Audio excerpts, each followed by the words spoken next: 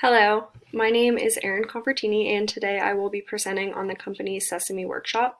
I will be analyzing the company's identity both before and after Jeffrey Dunn became CEO, and then how the company adapted to the digital age.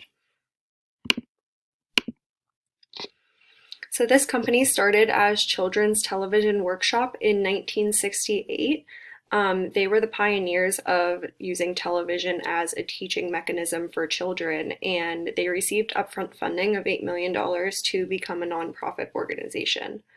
The first episode of Sesame Street aired in 1969, and only 2 years later, studies showed that 33 to 42% of children between the ages of 2 and 5 were tuning into the show.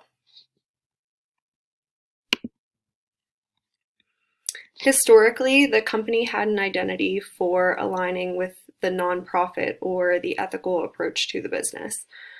Commercial licensing opportunities appeared almost immediately after the show was airing, but management was always pretty weary of this as they didn't want the show to become very commercialized. Fisher-Price began using the Sesame Street characters in books and in toys, and then the biggest licensing opportunity came in 1996 with Tickle Me Elmo.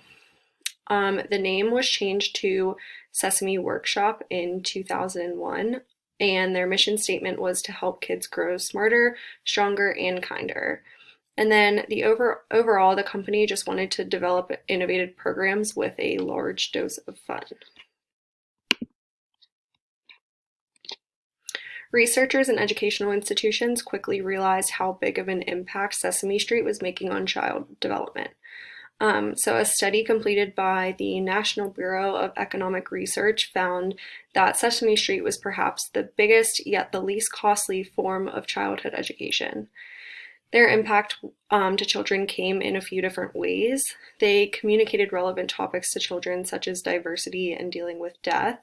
They had a strong philanthropic presence, and ultimately they provided free educational content to kids via PBS. Sesame Workshop began to see a quick increase in competition as the digital age emerged. First, there was a rise of paid cable TV. So this allowed for more choices for kids and therefore new excitement for kids. Also, paid cable TV aired all day long.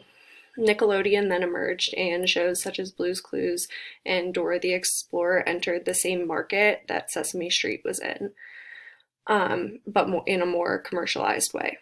And then finally, technology started to become much more advanced, and kids started moving away from television and relied on video on demand. Sesame Workshop saw a decline in the early 2000s due to cultural divides and technological advances. The company wanted to move away from television and into the classrooms, but many employees saw this as too big of an expense for the company, and no one really believed in the success of it, so it really drew a divide in the company as a whole. And then at the same time, research was coming out saying that hour-long TV shows are starting to decline in terms of engagement. So to combat this, Sesame Workshop had to try to rework their show into 2 half-hour time slots on PBS, which was very difficult for them. The company was starting to be seen as one that was unwilling to take risks and innovate. The departments were working in silos, and there was really no collaboration or creativity happening for the company overall. And then this led to a huge loss in 2014. Revenues were down 22%, and the company was unable to cover their operating expenses. In 2014, Jeffrey Dunn was introduced as the CEO. He really believed in the mission of the company and the importance of it, and he was ready to make a change there. He brought in new leaders, ended the silos, and reconstructed the company into 2 business units. These units were media and education, and then social impact and philanthropy. So one big thing that Dunn did early on was he recognized the failing partnership with PBS. He renegotiated the terms and found a better partnership with HBO. And then last, Dunn closed the failing in-house innovation labs and began partnering with tech startups, and this allowed for new ideas to be introduced to the company in the digital age. So when Dunn became the CEO, he recognized that the terms of negotiation with PBS weren't working for the company anymore on a monetary basis. PBS couldn't come up with terms that would work for Dunn, so he started to look elsewhere, which is something that PBS didn't think that he would do.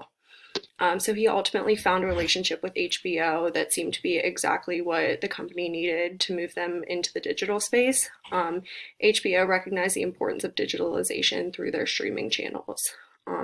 So Dunn created a 5-year partnership deal with HBO in 2015.